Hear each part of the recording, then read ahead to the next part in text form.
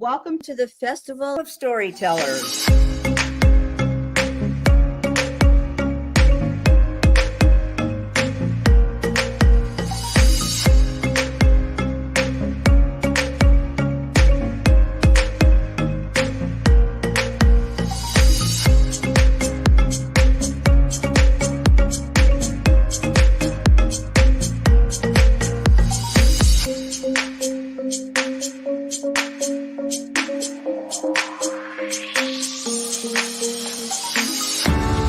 I can't tell you how excited I am to be on right now. It's been a couple of weeks of excitement, getting prepared, and I've done a lot of things in my life, but this has got to be close to the top. Thank you, and Reader's Magnet, and thank you, John, for putting this forth and taking the chance on us authors in presenting this out to the world. I've enjoyed this immensely, Joanne. Ellie, so have I. Thank you for who you are, and thank you, Reader's Magnet. You all are beautiful, and you've worked so very hard, and we are blessed. We are. I thank everybody that's involved with this process, because we know writers need readers and writers need publishers. We thank Reader's Magnet and everybody that's involved. I love Reader's Magnet. They say, we share your stories with the world.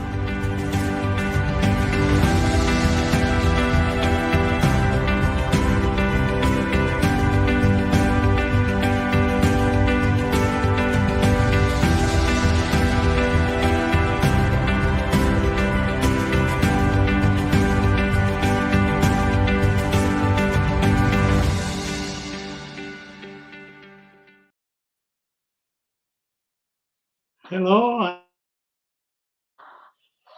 I'm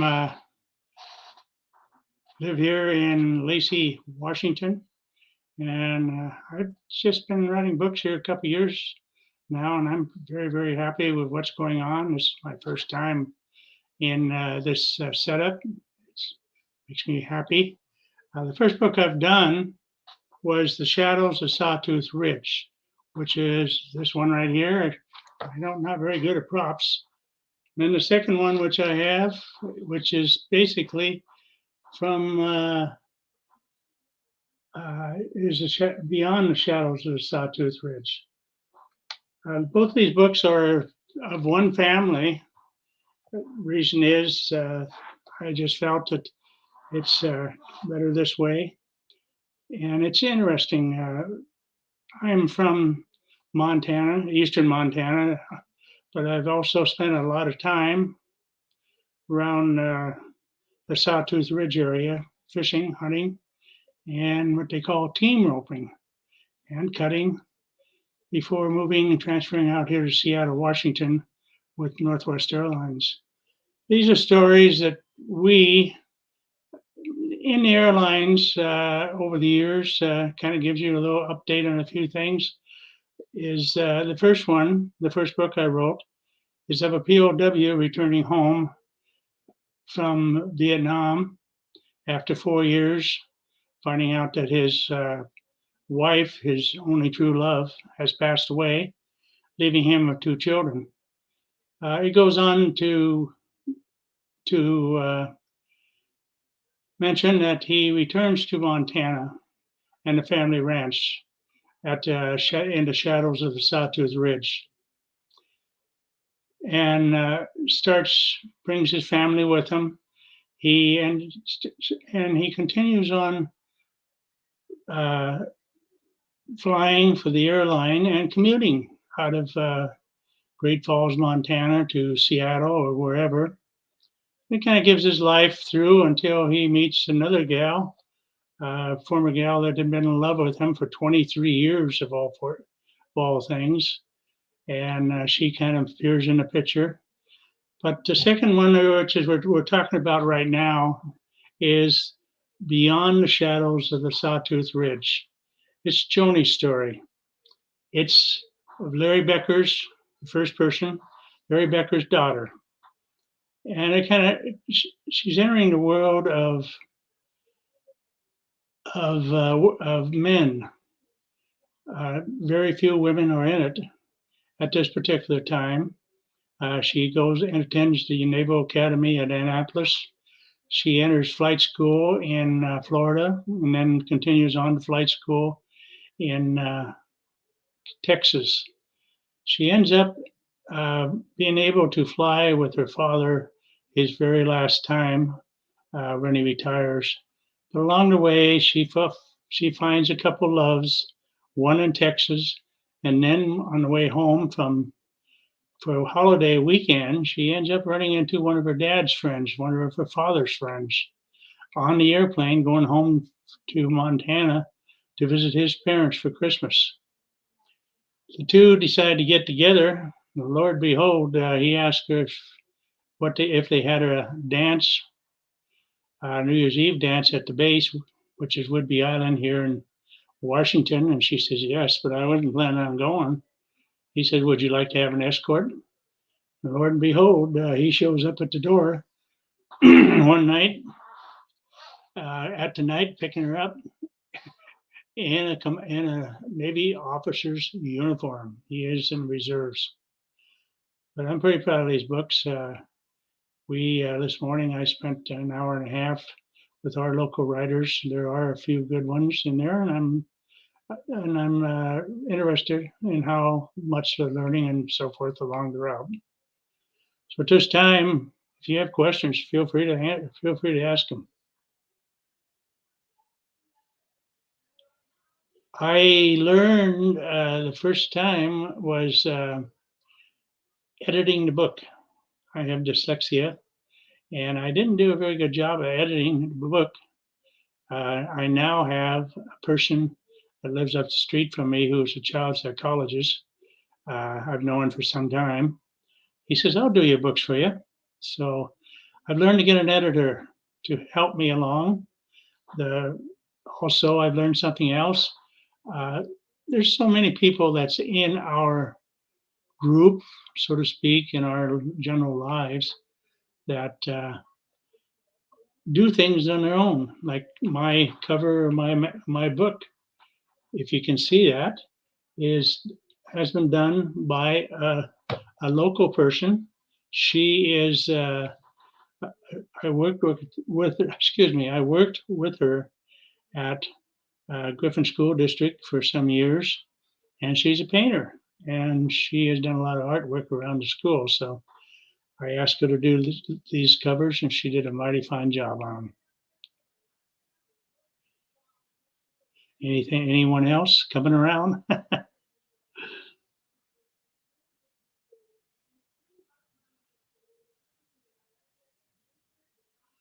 Thank you. It just takes, just like anything else, it takes a little bit of work and trying to figure out your ideas and so forth.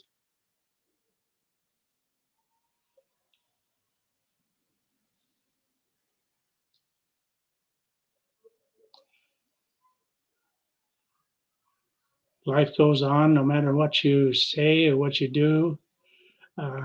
Why a woman pilot? Well, working for an airline, it was all men when I started. Basically, 83, 86 women were starting to come into the field. And I remember many times after that in the 90s, you'd walk on board of, say, a 757, for instance, the whole group, all the crew members would be women. And they are just as capable as men are. I remember talking to a chief pilot at Frontier Airlines, and one of his pilots, which he was in charge of, taught him how to fly. She was a woman, and she was originally from Denver, Colorado. She had taught many of the Frontier Airline pilots how to fly, and because of her, they were able to get their jobs. So she was the first woman with Frontier Airlines.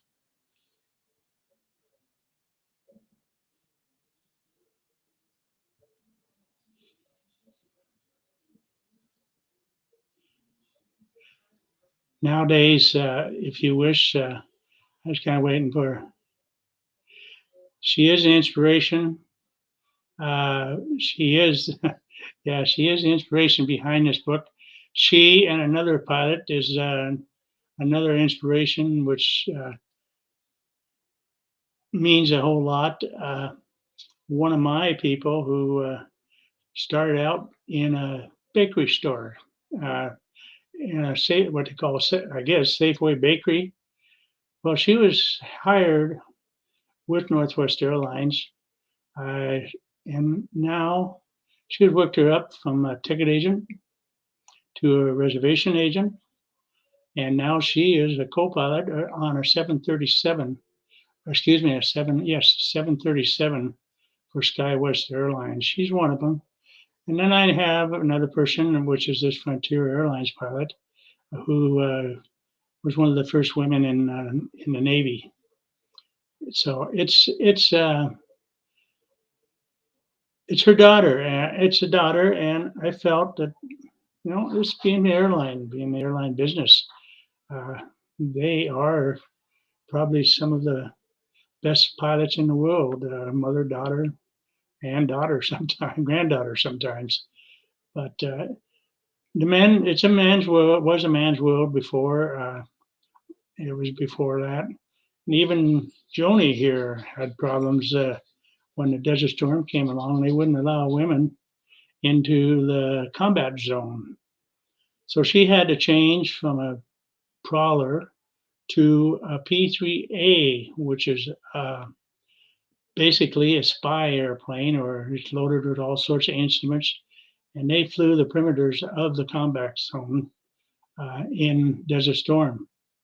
She would manage to come back later in Iraq, and was a pilot in Iraq and along the way. So she is smart, and she has a lot of people that believe in her, including her father, but her father has a reputation in the Navy as a POW, but he's also still flying in the Naval Reserve and with the airlines. He's flying a 727. He's flying a Prowler. He's flying an F-18. So it kind of shows in the whole story, her mother, who passed away before her father came home, was also working on getting her commercial flying license at the encouragement of her husband, who was a prisoner at that time. But that's basically with the women.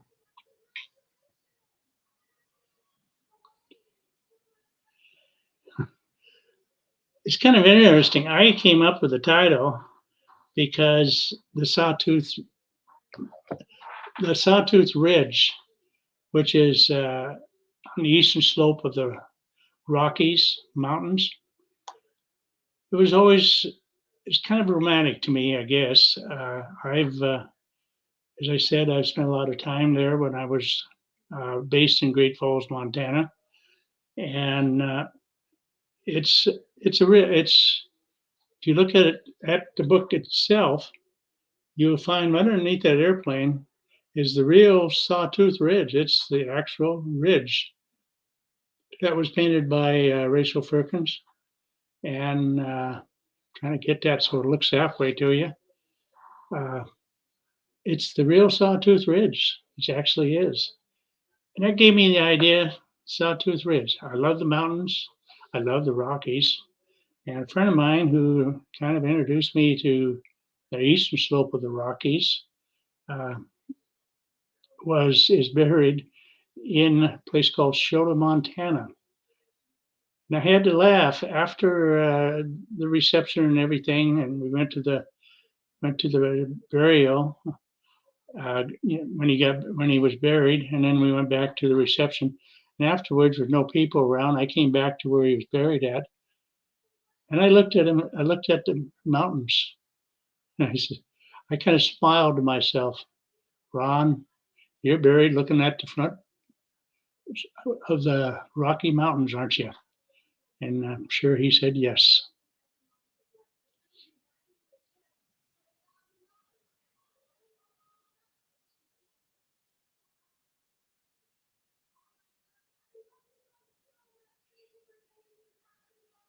My advice is I was lucky enough to move into an area where we have all sorts of clubs, so forth, and we have several authors who are good authors. Learn uh, Learning from them was an experience. I did my first writing back in the 70s after I spent 5 months in Madigan General Hospital out here in Washington.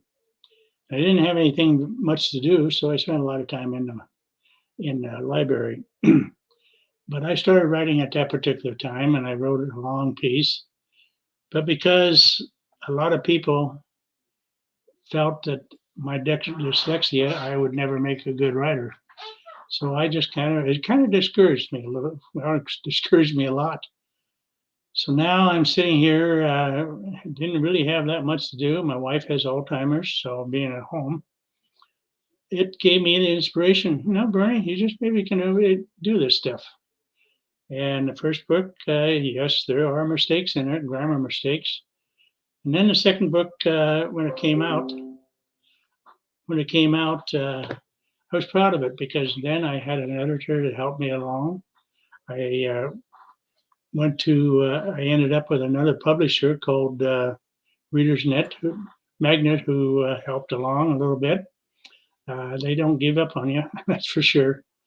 But it's and one of the things that they asked me, one of the leaders of the Writers Club says, Bernie, that story you wrote in the Army, says you could have 5 or 6 different stories out of that particular story. It was returning to my grandfather's ranch back in the 60s after he passed away. And it could be a love story because her girlfriend went with me, even though when I went into the Army, she ended up with my best friend. But it's lots of stories. My grandfather used to pass stories on to me. We had stories of homesteaders over the years. And I still remember a lot of those stories that he used to tell, and it was fun sitting up at a particular gate. It was a kind of a it was kind of a steel post gate, fence gate. And during the wintertime, when the snow was blowing and so forth, it had holes in it singing to us. It would, like a flute. My grandfather would tell me stories of the homesteaders or so and so girls or so and so areas and around where he was raised at and so forth. And that gave me an inspiration too.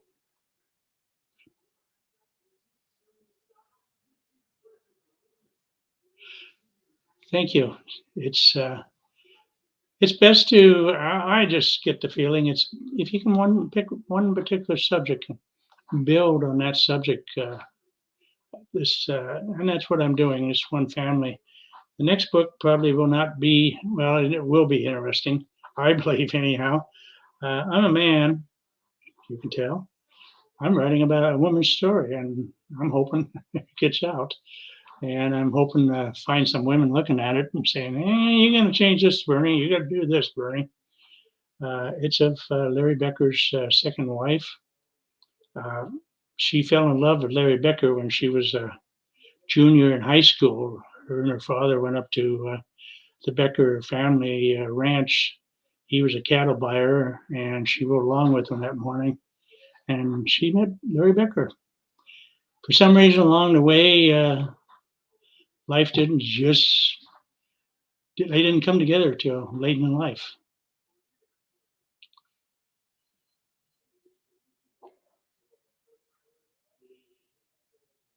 It's really hard to tell. I've got a lot of books here. I think that's kind of a question that's a hard question for me. I'm pretty much into history, political history or history of the earlier times, so forth. It's this particular time in our history, I'm very, very scared about what's going to happen. And that's one of the things. Excuse me a second.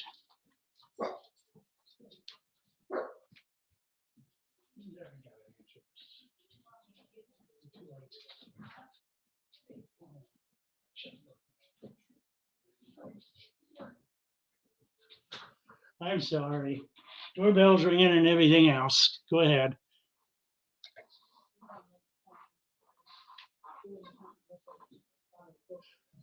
There's my friend coming in the door there.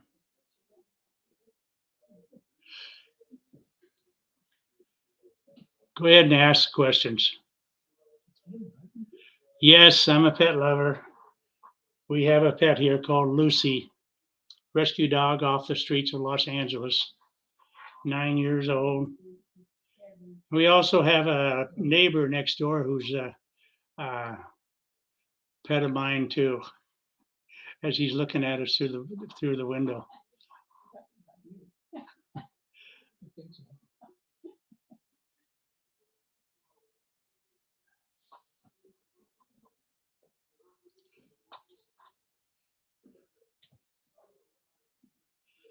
It's what we call a Heinz 57.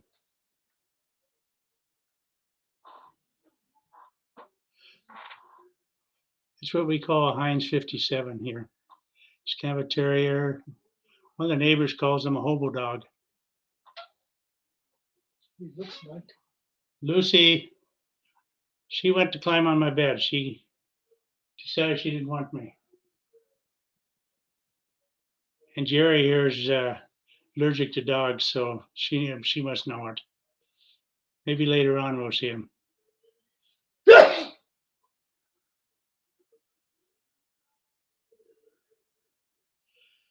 It has been mentioned, the first one has been mentioned, and I'm trying to find a director or somebody. Something else came up this morning too in a writers group meeting. The Sawtooth Ridge, this one here, the very first one, it has been mentioned as a Hallmark movie, a good Hallmark movie. One of the things that kind of comes to the fact that, or whatever, Larry Becker, which is Joni Becker's father, is a very adamant piano player. And that's kind of, hadn't played the piano for 4 years, yet him and his first wife used to play together quite a bit. So he kind of, on Thanksgiving evening, he was asked if he would like to play the piano. He sat down and he stretched his fingers and so forth. He started playing some of the most beautiful music in the world. And that's probably one of the reasons that could very possibly be a Hallmark movie, I think, anyhow.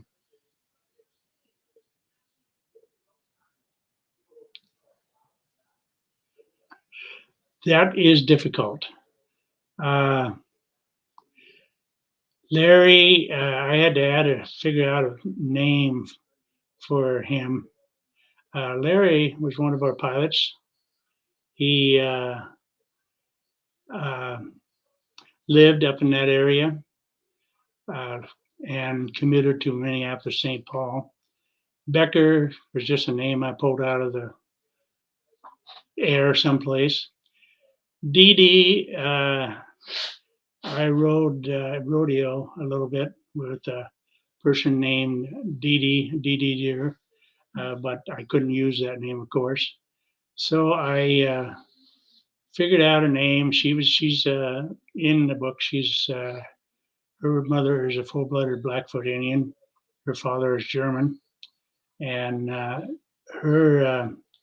so I gave her the name of Dakota Dean. Joni is the daughter of Larry's, and Joni is another one I just kind of picked out of the air of names. And then coming along, we're going the next book. Her brother is named Mark, and I have a son named Mark. So there we go.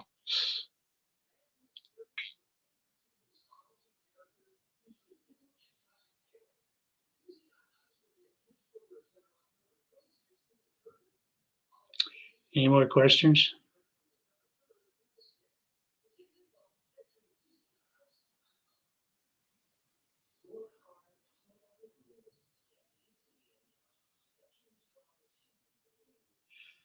I most certainly will keep writing. I'm enjoying it. It's a good it's a good way to relax, kind of.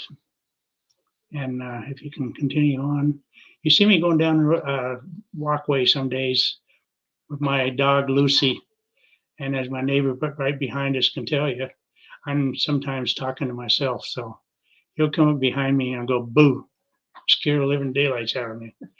So I kind of put my stories into my mind at that time.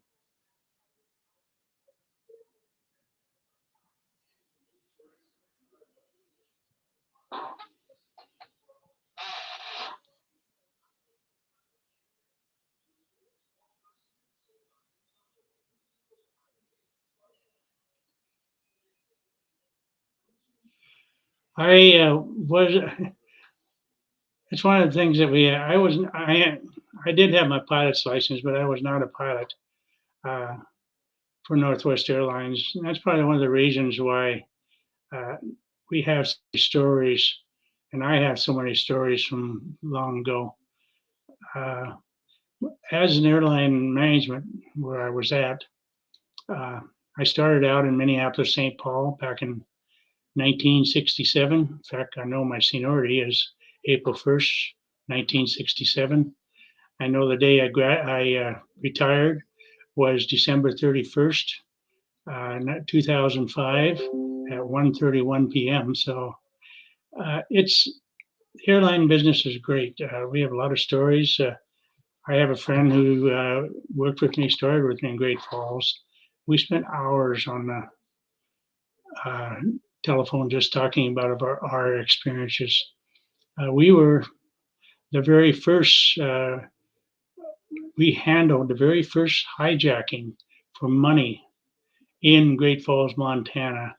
I believe it was about 2 weeks prior to DB Cooper and Northwest Airlines. And it was an interesting night. It was an Air Canada flight flying out of Vancouver to Toronto, and it ended up in Great Falls, Montana. And it was something new to even the FBI. They were running around in Western Airlines with mechanic uniforms. You could see the tie underneath them. It was all new to all of us. Fortunately, the hijacker didn't make it very well. Pilot took care of him after passengers were out. And unfortunately for us, people in Great Falls, we were stuck with 90 passengers. We had no place to put them. So when they went back to Canada, when the aircraft went back to Canada, and there's other stories too, like St. Bernard at a station down down line left them on because they were afraid to open up the front door. And we opened up the front cargo door. That St. Bernard was so happy to see somebody. He jumped on the old baggage cart and stood there and looked at us like, now what? So those are stories that we have in the airline world. It just and the rest of their stories are not only airline stories, but a lot of us have a lot of experiences.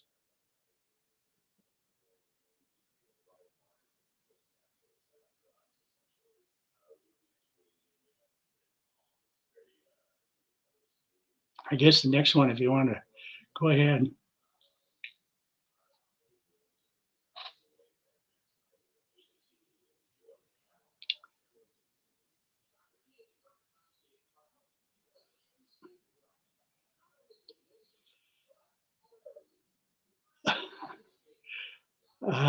Good question. I I guess, and a very good question. I'm trying to feel about what you love about yourself. I try to be outgoing. I try to be neighborly. I try to be. Right now, I'm caregiver for my wife with Alzheimer's. It's frustrating sometimes. You go out and you pull your hair out, but uh, I like people. She at one time told me, "You talk too much, Bernie." So it was kind of like, okay, go back, Bernie.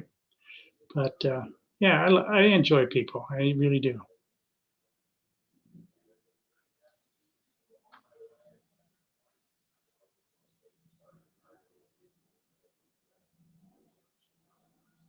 Next, to Ask St. X, just go ahead and punch yourself in there.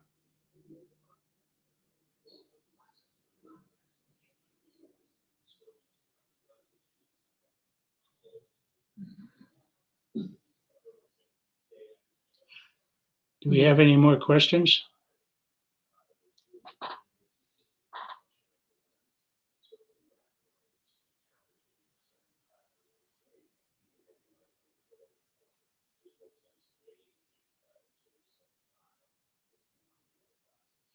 I'd like to thank you all for asking the questions today. I'd like to thank Readers Magnet for giving me this chance.